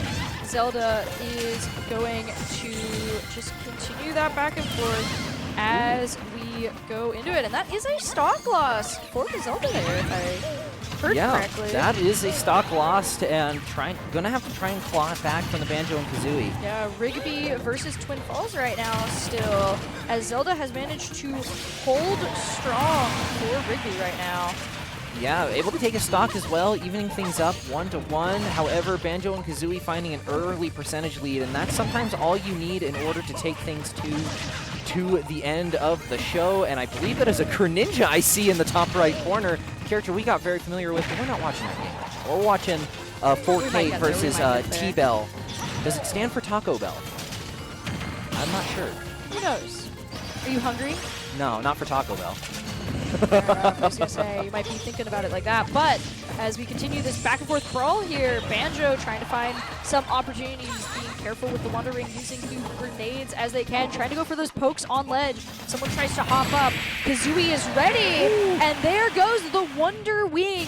Exactly how you want to see it used. It can be such a brutal tool for knockout, knocking out the Zelda. And, you know, we might have gotten to see that Greninja gameplay if Greninja wasn't just so fast on the draw there, taking the knockout against Ridley. As we're going to check in on Bowser versus Joker right now. Yeah, not a matchup you see a whole lot of, especially because Bowser, on paper, Bowser loses the matchup. However, so much damage that can be done from such a little bit of time, but Joker is going to stuff the recovery. Going to ultimately always be the question, can you get back to stage? If you can't, doesn't matter how cool your kit is or what you're going to be doing. And fortunately for Bowser, normally he can, but that was just a little too far away. As we are going to now get to check in on the Greninja going up against Ridley here.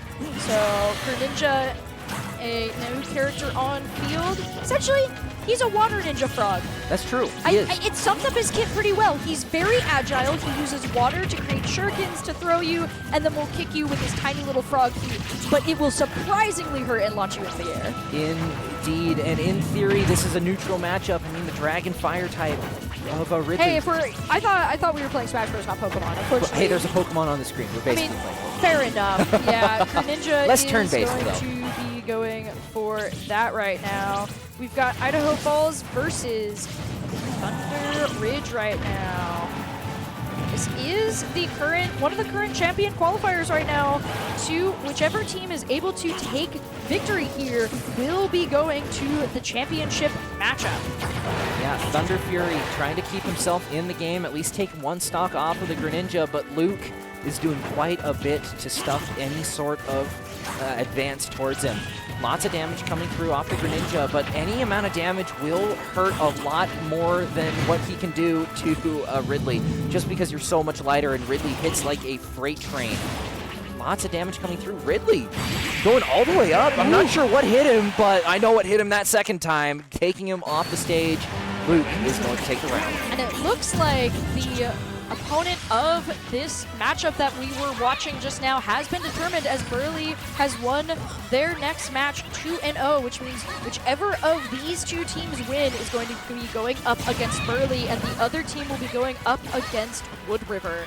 Now, as we check back in here with these two teams, Lux and Liquid, Luigi versus Ness, as we see both of these players going back and forth. Luigi using that dastardly spin that we have seen before, going up into this matchup here as Twin Falls right now up 1 game, continuing to look for their potential victories here. Yeah, Luigi has taken 2 stocks off of the Ness, which is very impressive, especially given his circumstances on 1 stock himself. However, Ness needs to find a way to take him out of the game at 105%. It should be very easy to do with the character, but the hit up special from him is going to take him out, and Liquid is going to take the round once again. Wow, Liquid once again showing the power of the younger brother, I suppose. Can't say myself, I am the older sister, but you know, I can give them a little shout out every now and again, I suppose. But as we take a little breather from our matchups, we want to once again call out some more helpful people that support all of us in what we do. These players have spent the year grinding for this moment, and that's the kind of ambition that Drake Cooper is built to back. Drake Cooper is a Boise-based advertising agency that is employee-owned, and it has been since 2020, and it's a proud sponsor of the Idaho High School Esports State Championship. Good luck, have fun, competitors. We always love to see when our sponsors know and are excited to see all of these players doing their best and playing their best. Have fun is the name of the game, ultimately, even as we are looking to find victory here.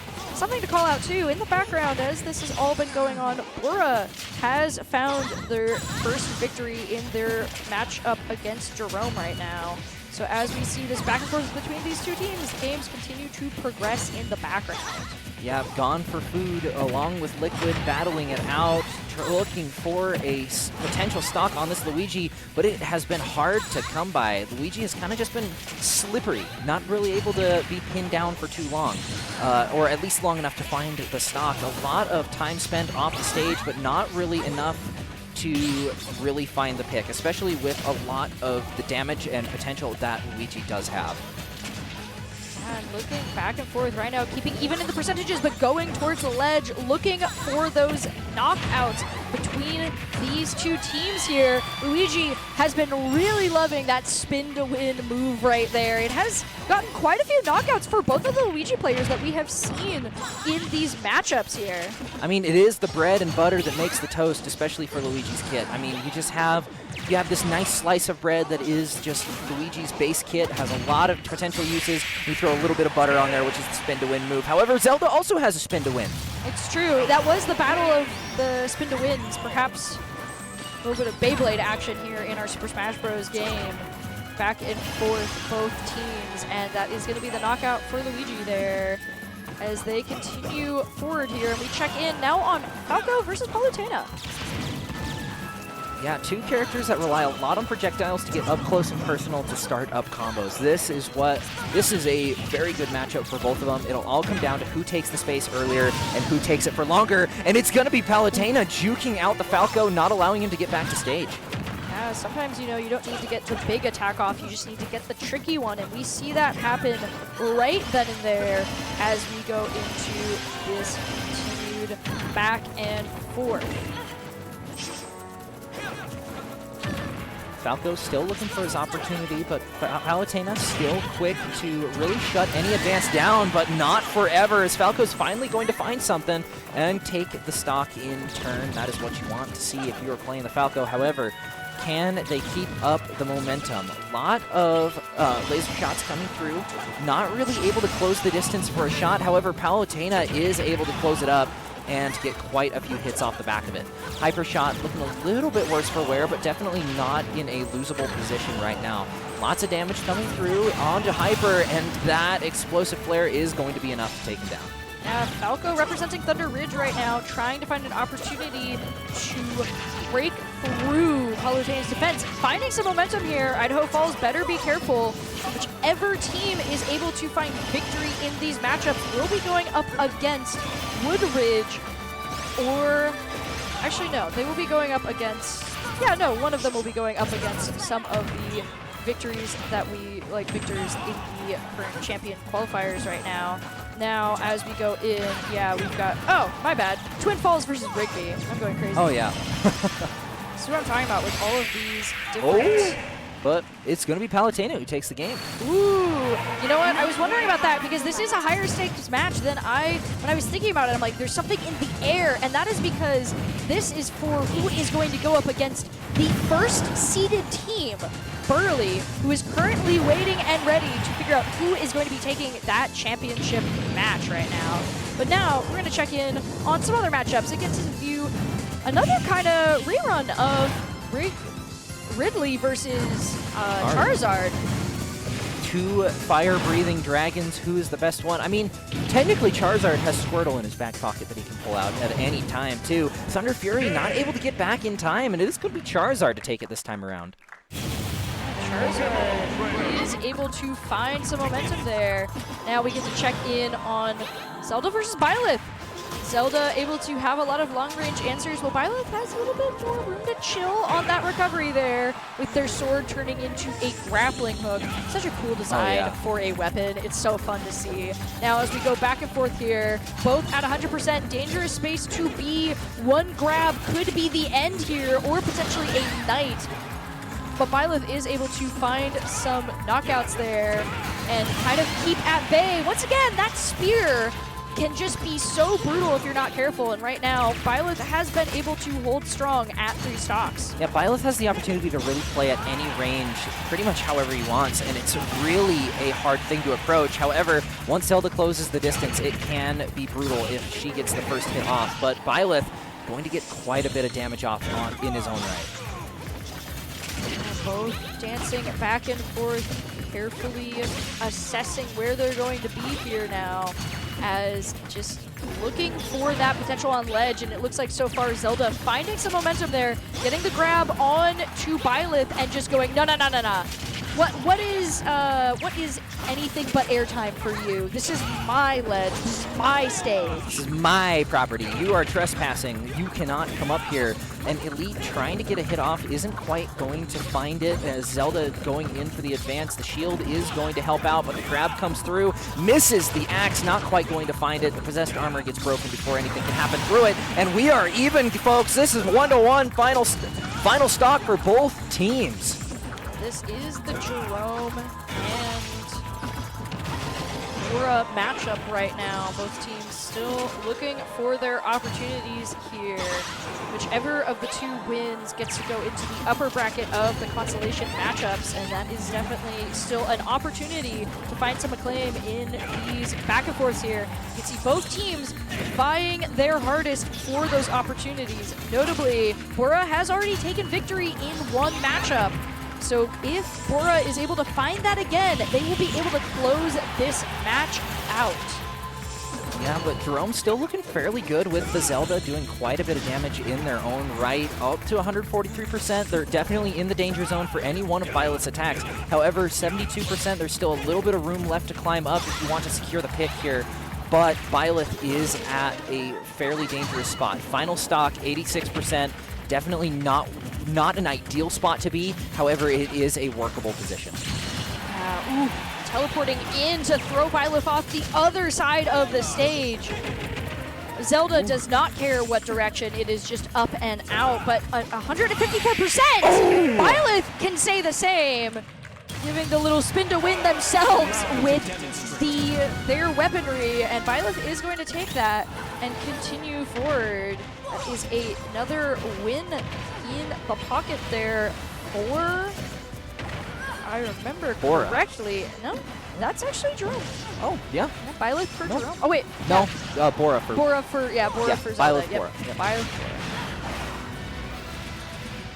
Yeah, but in this matchup, Ridley switching things up. He's going to be the yellow player this time around. Didn't want player 2. He didn't want to be blue. He wanted to be yellow. I'm surprised he didn't want to be green. You know, green Ridley.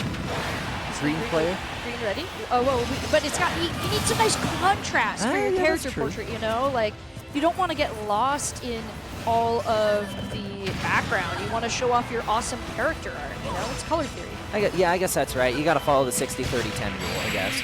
But Ridley is going to take a really big chunk of damage out of Palutena, but it is going to end up being the fireballs that do her in. Yeah, and now we're going to check in on Inkling and Pokemon Trainer. Looks like we're going to be starting right off from the beginning. Pokemon Trainer down a stock as we get into this matchup here. Immediately able to get some field coverage on some abilities, but Squirtle being fast and quick does not care. Immediately jumping into the brawl and Inkling following suit here. Ooh, but getting a brutal attack off with the roller, not able to fully follow that up, but something that you need to watch out for if you're Pokemon Trainer. Definitely, especially because two of your Pokemon are relatively light in the grand scheme of things. Charizard's really the only one with a lot of stage presence and staying power. You can do a lot of good combos with both Ivysaur and Squirtle. However, it all comes down to actually getting those combos out, and we're starting to see that come to his folly. But there we go. One good hit is all it's going to take, and Inkling is down a stock. With that, even up in stocks, but not in percentages. Inkling throws Venusaur, actually Ivysaur, so far up in the air. And we're going to swap over to the big fiery lizard, Charizard, Pokemon's favorite boy besides Pikachu. And even then, I feel like they vie back and forth for that roll. But he is able to find the attack he needs, jumping off of ledge, being such a powerful attacker. And that is going to be a knockout. It looks like we are going to learn that Bora is taking their matchup in the background. Jerome knocked out. Bora able to take their place to determine who will be 5th place in that next matchup. As we're looking, continuing on bracket. Does look like we've also had, let's see, a little bit of back and forth here on the screen too as we're doing our check-ins. Inkling at 98% compared to Charizard's 39% here. And Charizard using his head to take the matchup here, slamming Inkling into the air despite how much coverage Inkling was able to get on Charizard there. The big lizard did not care. Great back and forth from both players. Both playing really complicated hits, you know, managing 3 different characters for Pokemon Trainer versus Inkling having to manage that resource, as we're now going to go into a bit of a villain back and forth here. It's Purple Guy. Anyway, we're ignoring this one right now as we continue to see. It does look like, I assume there's some setup that we're I assume that there was some setup. We're going to assume that there's some setup. I do know, as we are finalizing these matches, these are going to be the last of the round 2 matches, as we are going to be waiting to start the finals until all of these matches are done. So as we get ready to go, we are going to see the actual Kazuya versus Ridley matchup. We're going to reset those stocks as needed, and then go from there. This is going to be quite the mountain for Ridley to climb. 3 versus 1 with Kazuya pulling out some powerful attacks, but let's see that back and forth as we continue. Yeah, especially with a lot of the Kazuya play that's been shown off in this tournament so far. Lots of damage being done from them. A lot of scary Kazuya players in the mix-up. Ridley looking to drop him off the map, though, is almost going to get it, but actually assists him back up with his up special. It's definitely a interesting hill to climb. Yeah, and as we continue this back and forth, insane damage! Ridley taking advantage of Kazuya wanting to be able to get in there and brawl when the power-up begins, knocking that out. Just goes to show, as we were talking about, Kazuya is strong, but can be knocked out if you know the mechanics you're looking for. And we see great plays from Ridley there, but now Kazuya able to find that momentum once again. Falling off stage, though! Kazuya can't do anything if he can't recover, but he's able to go around the stage for the kick. I think that might be the unbottled play of the game for this round here. Kazuya saying, I will not get spiked off the side. Refuel, recover, and play at your peak. Unbottled dairy protein that powers your performance. Visit unbottled.com for more info. I mean, he is Purple Guy. He does always come back. I'm ignoring you still. This is wrong games. Wrong games. Smash Bros, man. Smash Bros. Look, it's not my fault his name is Purple Guy. The jokes write themselves, but it does look like Meat Brawler is really ready to get right into the fray. Already at 120% too, compared to 44 on the Ivysaur. Definitely able to zone him out just a little bit better than Brawler has been able to. And we are starting to see what these matchups are going to look like as we are finalizing these final back and forth here, with Bora waiting to face off for the 5th and 6th, and Jerome for the 6th and 7th position here, or sorry, 7th and 8th. The jokes write themselves, yep, the jokes write themselves. As we continue forward into these matchups here, these are our last 2 games. They will be determining who is going to be going up against who, and it does look like we had Rigby and Thunder Ridge slowly finalizing in the background. We know it's going to be what our qualifier matchups are, and we're finalizing these ones as well. Yeah, Ivysaur still sitting at 111%, but Brawler really hasn't been able to find a good spot to really capitalize on any punishment that could be dished out. We've seen a lot of that Leaf Blade from Ivysaur able to really prevent any approaches from Brawler that he would really like to get into. A few good hits here and there. Brawler is a character that can do a lot of damage on his own, but the shot put by itself will not be enough. It's enough to keep people away though, because 19 damage from a projectile is nothing to scoff at. Oh, 100%. Oh! Be careful! Just like, you gotta be careful of that recovery failure there, and Brawler down a stock now, brought even, but Pokemon Trainer is up to 167% right now, and that is a dangerous spot to be, especially when you get a kick to the belly from Brawler, knocking you out, and that is going to be the end of that matchup right there between those two. Getting close to the end of this second round here, as we now see Banjo versus Kazuya. What a difference in character styles to be seeing in a fight here. We got our goofy little bear with our serious fighter man. Not our Street Fighter man. Not our Street Fighter. They're in the game too. It's true. We just haven't seen them yet. But serious guy is not going to beat out the bear with a Wonder Wing and a Kazooie in his backpack. Wonder Wing leaves you wondering what's going to happen. What's going to happen. We didn't have to wonder, though. We saw the knockout. Kazuya was not able to beat the damage potential there of those characters as we are settling into the end of these rounds and getting ready to take a look at these championship matches here. We'll be able to see on the roster pretty soon who's going to be going up against who as we are excited to get into these matchups. These are the culmination matches here. You know, like we said, these teams, these students have been practicing, training, collaborating for this entire year to get ready for these matchups for this Idaho high school tournament. And you know, as students who have been in the esports kind of scene since high school, seeing it all evolve, it is so cool to be here and watch these players play their hardest, as the Boise State esports team just loves to be able to show off the awesomeness that all of our Idaho collegiate students have going on in all of the games that they're going to be playing. There are 20 teams playing 4 games right now across today and tomorrow. We've got Smash Bros right now and Valorant later, and then Overwatch and Rocket League in the next day. But as I'm kind of setting up for excitement, we finally get to look into this last matchup here as we see Zelda versus Banjo taking it home to see who will be able to go on to their victory matchups and who will be going in their constellation matchups, or I guess loser matchups, to see the bracket here. I do see another matchup going on in the background. We've got a Pikachu versus the Brawler now. Brawler already having a little bit of a positive win ratio against Pokemon, so Pikachu better be careful in that matchup. But so should Zelda here, getting thrown off the map here by Banjo.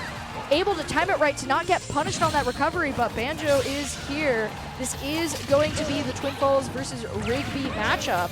This is going to be determining who is going on to the championship. This is a serious match right here. Indeed, as Banjo and Kazooie is actually going to tie things up 2-2 to start things out in the beginning.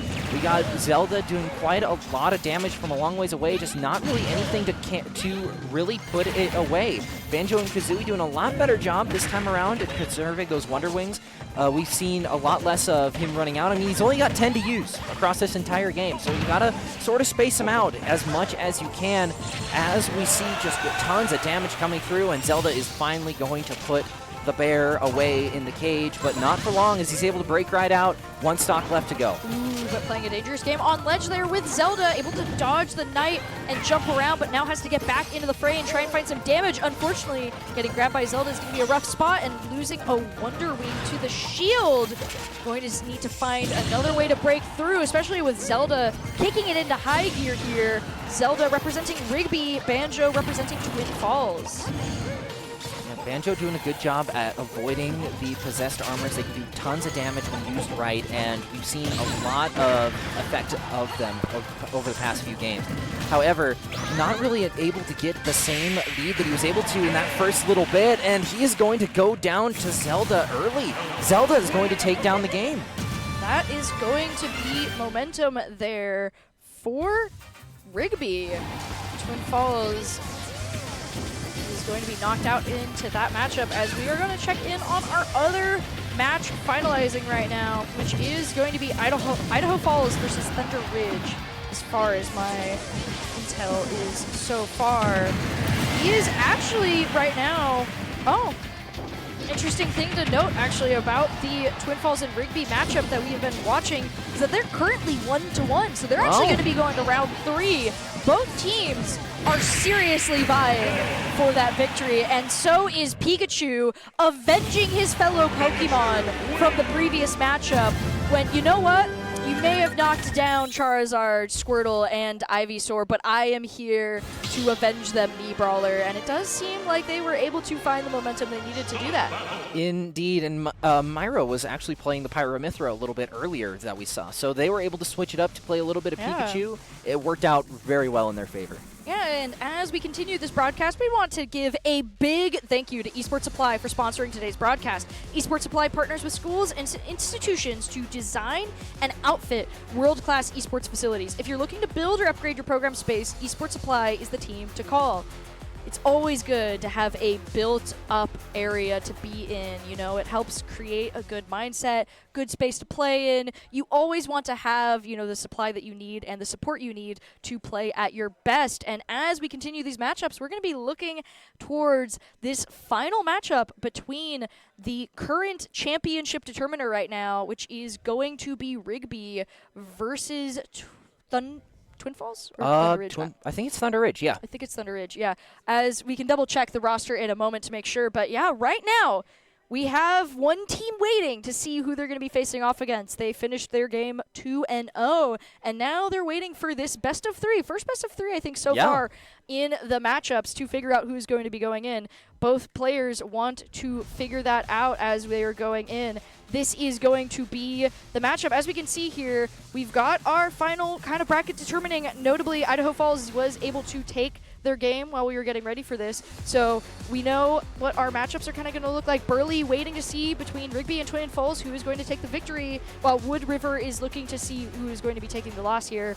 Bora and Thunder Ridge finishing up their match earlier with Jerome and Idaho Falls finishing their match now. So Jerome is going to be going up against Thunder Ridge, and Idaho Falls is going to be going up against Bora, as long as I've got my rosters correct here, which I do believe so. So you are correct. We are waiting on this last matchup here, Rigby versus Twin Falls, to finish up. And, you know, we have seen some really strong back and forth, and that can be seen, too, just in the gameplay between these two teams. You know, 1v1, now 1-1 in the scoring. And that is going to be some pressure. Because another thing about crew battles, actually, that I don't think we've illustrated yet, is how long they take. It is not just, you know, how long you play in the game, how well you set up your matches, also how long you can sustain your mental excitement to play the game and stay competitive. Because, you know, 9 stocks that have to be lost by one team is quite a long time. You know, when we watch Collegiate, we actually even see 12 stocks, which can be exhausting matchups to go into. But for this right now, we're watching 3 players try to stay strong as they continue forward. And so it is going to be an interesting back and forth as they go through. But while we're getting ready to go into that, we are going to take a quick break, give everyone a breather and some room to relax as we go in to find the results of these matchups. Scott Matlock, underrated recruit, has built himself into one of the best defensive players in the Mountain West. What would you do if you